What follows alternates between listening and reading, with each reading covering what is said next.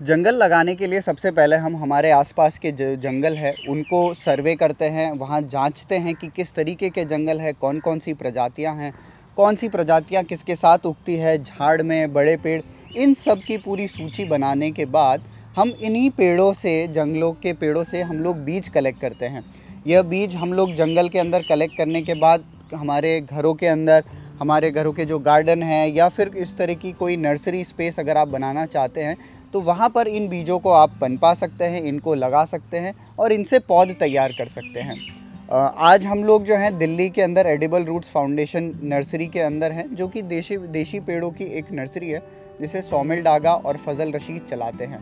आइए देखते हैं कि ये जो पूरा का पूरा नर्सरी का सेटअप है, यहाँ पे क्या क्या हो रहा है, क्या प्रक्रिया इस्तेमाल होती है, छोटे बीजों की, बड़े बीजों की, अगर बिल्कुल बारीक बीज है तो उनको किस किस तरीके से लगाया जाता है यहाँ पे, तो उसकी पूरी की पूरी प्रक्रिया है। मेरे साथ में यहाँ पे जंगल के बीजों के लिए कुछ बेड्स तैयार कर रखे हैं जिन पे बहुत बारीक बीजों को तैयार किया जाता है और उनको फिर थैली के अंदर यानी कि जो पॉली बैग है उनके अंदर शिफ्ट किया जाता है। कुछ बड़े बीज जो है उनको सीधा पॉली बैग में लगाया जाता है। यहाँ पे एक प्रजाति जिसे कैम कहा जाता है या देशी कदम जिसे कहा जाता है, मित्राग्ना परवीफ्लोरा, वह हम लोगों ने जंगल के अंदर भी देखी थी। उसके बहुत पुराने पुराने पेड़ हम लोगों ने देखे। उसके बीज कुछ इस तरीके से दिखते हैं, जिनका जो कलेक्शन टाइम है वह बहुत महत्वपूर्ण होता है, क्योंकि एक बार जब ये खुल गया तो वह खुल के उसका जो बिल्कुल बारीक बीज है वो ज़मीन पे गिर के बिखर जाता है। तो इसको कलेक्ट करने का, इसका जो सीज़न है, इसका जो मौसम है, उन सभी चीज़ों का ध्यान रखते हुए साल में वह कितनी बार उस पर फल आता है, कौन सा बीज जो है वह सबसे ताकतवर होता है और पौधे में बन पाता है, और अब प्राकृतिक रूप से वो बीज किस तरीके से उगता है, हम उसी को समझते हैं और उसी तरीके से इन बीजों की जो पौध है उसको भी तैयार करते हैं। यहाँ पे आप देख रहे हैं कि ये पूरा जो बेड है ये बहुत ही रेतीली मिट्टी से बनाया गया है, जिससे जो जड़ है वह बहुत आसानी से अंदर जा सके, पौधा जो है वो अच्छे से फल फूल सके, और उसको जब निकालना हो तो उसको खोद के बहुत अच्छे से निकाला जा सके, और उसको जहाँ भी ट्रांसपोर्ट करना है या दूसरी जगह पे उसको ले जाना है, एक पॉली बैग में तैयार करना है, तो वो भी हम पूरी तरीके से कर सकें। तो यहाँ पे ये पूरी की पूरी जो आप बेड देख रहे हैं ये इन्हीं देशी कदम के पौधों की बेड है। और इसके बाद इसकी प्रक्रिया यह होती है, क्योंकि ये बीज बहुत बारीक है तो हम लोग इसको बिल्कुल इस तरीके से मिट्टी के अंदर इसको छिड़क देते हैं और उसके ऊपर एक रेत की पतली सी चादर चढ़ा देते हैं। यहाँ पे आप जो अभी देख रहे हैं ये बरना का पेड़ है, जिसे क्रेटेवा रिलीजियोसा भी कहा जाता है, और आप देख रहे हैं कि ये बिल्कुल अभी अभी ही जर्मिनेट हुए हैं, अभी अभी इनमें फुटान आई है। तो ये बीज पूरे के पूरे किस तरीके से बिछाए जाते हैं, रामशंकर जी एक बार आप हमें बताइए कि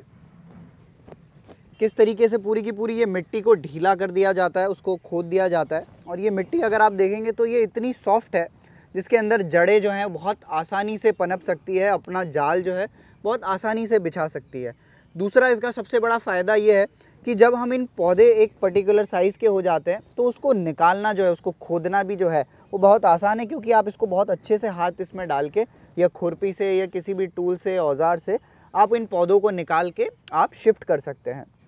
इसके बाद आप क्या करते हैं रामशंकर जी?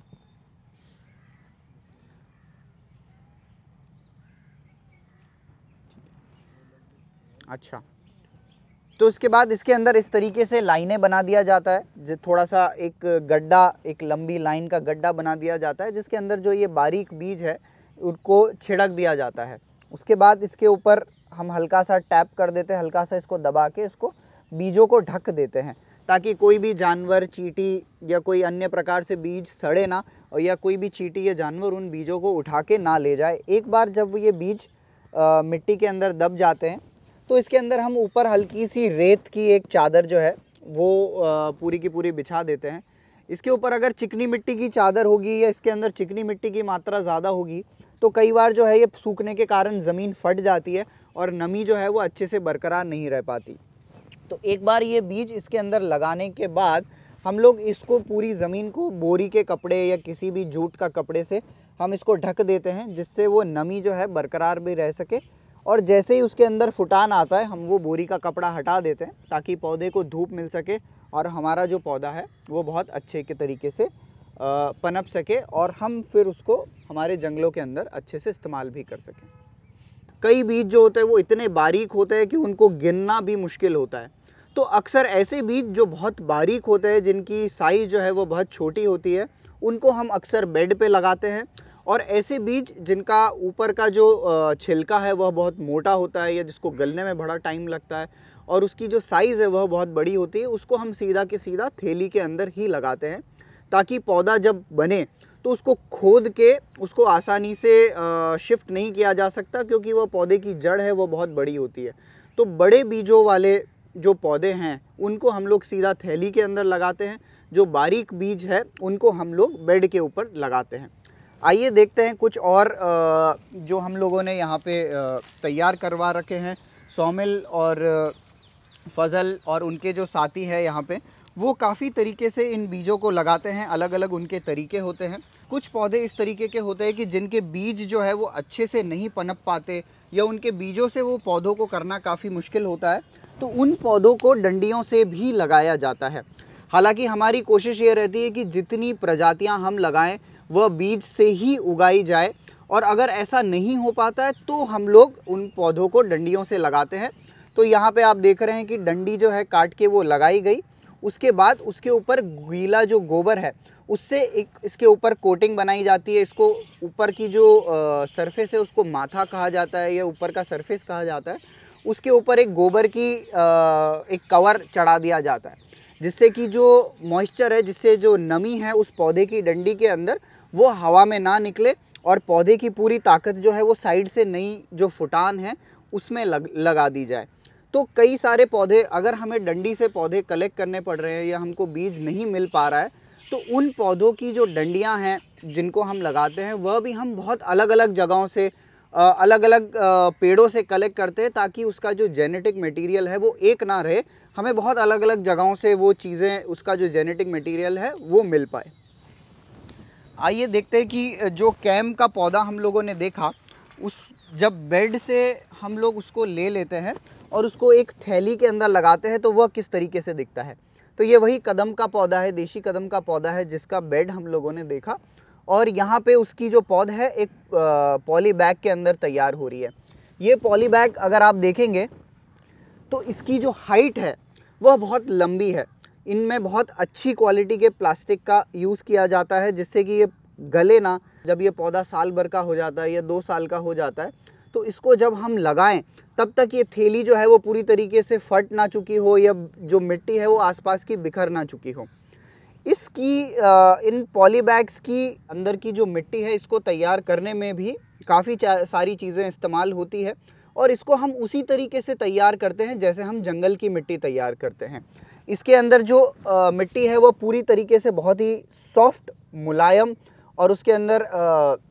न्यूट्रिशन होता है, पौधों के लिए भोजन होता है, ताकि जो जड़ें हैं वह पूरी तरीके से इस बैग के अंदर अपनी जाली बना सके। ऐसा ना हो कि जो हम पानी डालें और अगर इसके अंदर क्ले की मात्रा यानी कि चिकनी मिट्टी की मात्रा ज़्यादा होगी तो वो एक पूरी की पूरी गांठ बन जाती है, और जो भी हम पानी डालते हैं वो साइड से पूरा के पूरा निकल जाता है, और जहाँ पानी जाता है वहीं जड़ें जाती है। तो ऐसे पौधे हम लोग नहीं लेते हैं जिनकी मिट्टी जो है वो अच्छे से तैयार नहीं की गई हो, क्योंकि वह पौधे आगे चल के अच्छे से नहीं बनेंगे, वो इतने मजबूत नहीं होंगे, क्योंकि उनकी जो जड़ें हैं वह वहीं साइड से निकल जाती है और पूरा का पूरा जाल जो है वो अच्छे से नहीं बना पाती। तो नर्सरी के लिए जो मिट्टी बनाना वह बहुत ही महत्वपूर्ण काम है, और उसको हम लोग उसी तरीके से करते हैं जैसे हम लोग जंगल की मिट्टी बनाते हैं। दूसरी चीज़,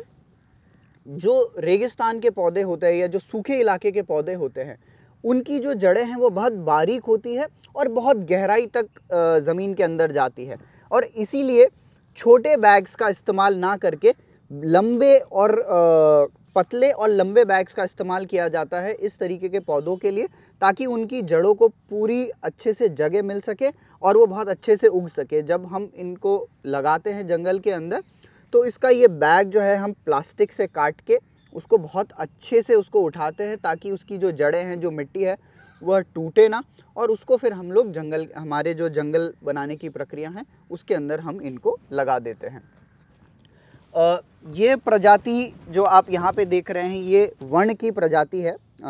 जिसे सल्वाडोरा की फैमिली के अंदर भी आती है, सल्वाडोरा ओलियोडिस, जिसे मिस्वाक भी कहा जाता है। तो इसका जो बीज है ये एक मोटा और काफ़ी कड़क एक गोले के आकार का होता है, और इसको बेड में ना लगा के हम लोग सीधा पैकेट के अंदर लगा देते हैं। तो इसीलिए आप जो देख रहे हैं कि कुछ के अंदर से बीज आ चुका है, कुछ के अंदर से अभी फुटान जो है बिल्कुल आ रही है, ये बीज जो है बिल्कुल पनप रहा है, बहुत सारे बीज बहुत छोटे हैं। तो इस तरीके से पौध तैयार करते हुए हम लोग हमारे जंगलों के जो जंगलों की जो पौध है वो हम लोग तैयार करते हैं, और इसमें कोशिश ये रहती है हमारी कि ज़्यादा से ज़्यादा जो पौध हो हमारी वो बीज से ही तैयार हो, और अगर बीज नहीं मिलता है तो हम लोग डंडी की या ब्रांचेज या उसकी स्टेम है उससे वो पौध तैयार करते हैं। जैसा कि हम देखते हैं कि जंगल में जब हम लोग जाते हैं तो जंगल के बीच के अंदर बहुत बड़े बड़े पेड़ और उन समूह के अंदर वो पेड़ मिलते हैं, पर उन्हीं के आसपास बहुत सारी घास, खरपतवार और जो देशी जड़ी बूटियां हैं वो उस जंगल को घेरे हुए होती है। इनको कहा जाता है ट्रांजैक्शनल कम्युनिटी या फिर फ्रिंज और मेंटल कम्युनिटीज़।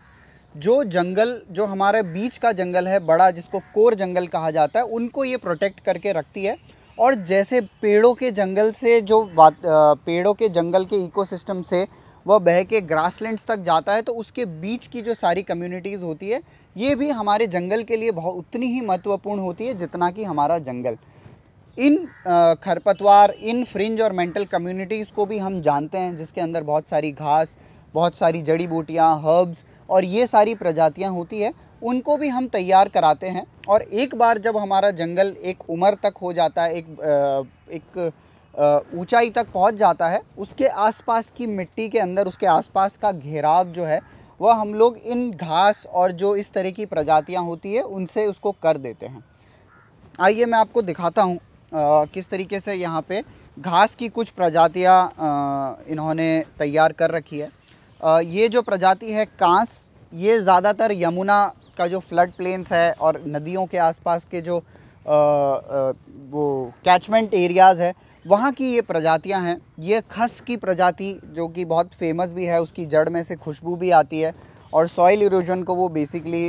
जो है मिट्टी जो बह के चली जाती है तेज़ बारिश के अंदर, उसको ये प्रजाति बड़े अच्छे से रोकती है। और जो जंगल है, बड़े बड़े पेड़ों के जंगल हैं, उनके आसपास ये प्रजातियाँ मिक्स होके और साथ के अंदर लगती है, तो ही वो जंगल जो है पूर्ण तरीके से जंगल हो पाता है। और उसका जो नमी बरकरार रखने का तरीका है, तेज़ हवा से नमी उड़ जाती है, और भी कई सारी उसके जो प्रोटेक्शन है, जानवरों का अंदर घुसना, इंसान का अंदर घुसना, वह पूरी तरीके से ये कम्युनिटीज़ जो है प्रोटेक्ट कर पाती है। और इसीलिए हम लोग जो फ्रिंज और मेंटल कम्युनिटीज़ है हमारे जंगलों के आसपास, उसका पूरा घेराव जो है इन फ्रिंज और मेंटल कम्युनिटीज़ से करते हैं। हम लोग एडिबल रूट्स फाउंडेशन की देशी पौधों की पौधशाला के अंदर है। हमारे साथ राम शंकर जी हैं जो कि पूरे इन बीजों को पनपाते हैं, इनका जर्मिनेशन किस तरीके से होगा, फुटान के क्या अलग अलग तरीके हैं। तो वो उन लोगों ने कुछ यहाँ पे कोशिशें कर रखी है। जैसे कि आप देख सकते हैं ये हिंगोट का बीज है। यह बीज ही अपने आप में इतना बड़ा होता है और उसके ऊपर इतना कड़क छिलका होता है, तो इसको काफ़ी टाइम लगता है। अगर हम मिट्टी में डाल के रख दें या पॉली बैग में डाल के रख दें तो उसको बहुत टाइम लगता है फुटान लेने के अंदर। तो उसका ये एक तरीका है कि उसके चारों तरफ इस तरीके की मिट्टी लगा के उसको बोरी के अंदर रख के, जूट का जो बैग है, जिससे कि उसकी नमी जो है वो बरकरार रह सके, और उसके अंदर इनका जर्मिनेशन किया जाता है। और एक बार जब वो उसकी जड़ फूट जाए उसके बाद हम लोग उसको पॉली बैग के अंदर डाल देते हैं, और जिससे वो पौधा जो है पूरा के पूरा पनप सके, बड़ा हो सके। रामनाथ जी, आप ये बताइए कि इसके अंदर और क्या क्या, कौन कौन से बीज आप लोगों ने कर रखे हैं? और ये खजूरी है। अच्छा, और ये वाला ये बेर है।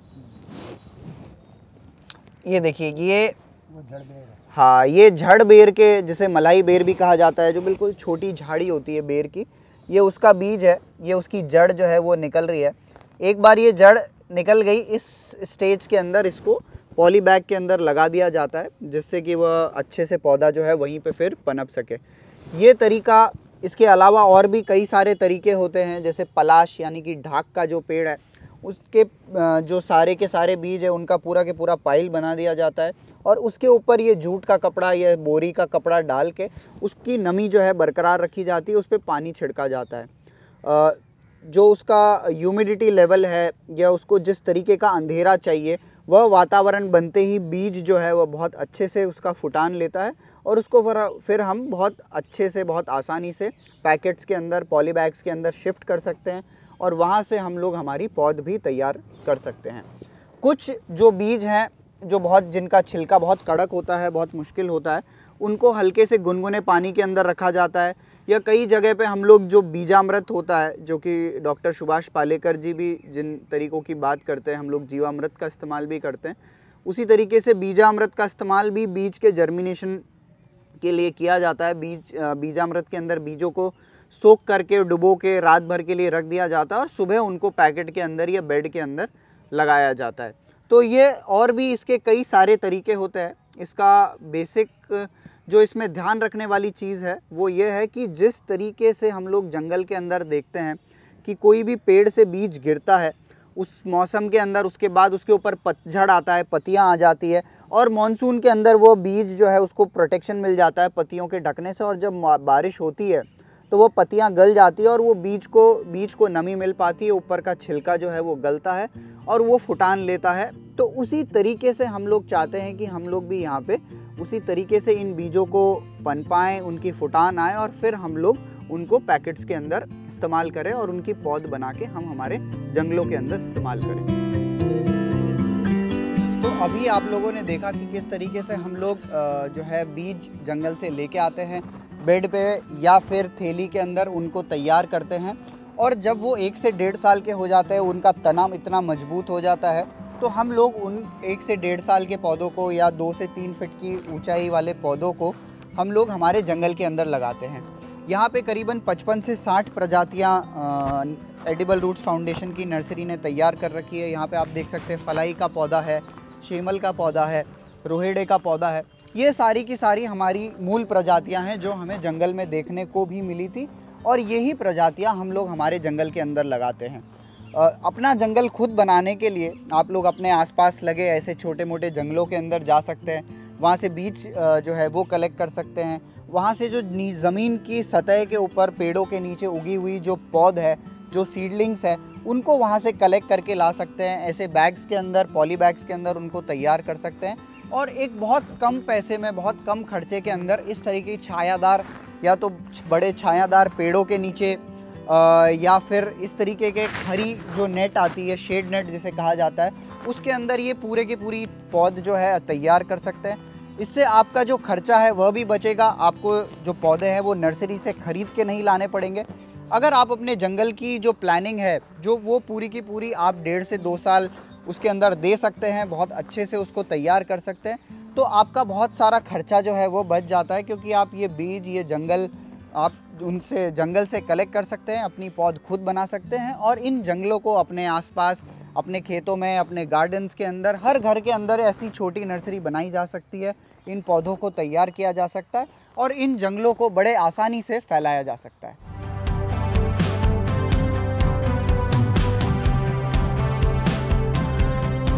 नमस्कार। एडिबल रूट्स फाउंडेशन की इस नर्सरी को घूमते हुए शायद आपको काफ़ी अच्छा लगा होगा।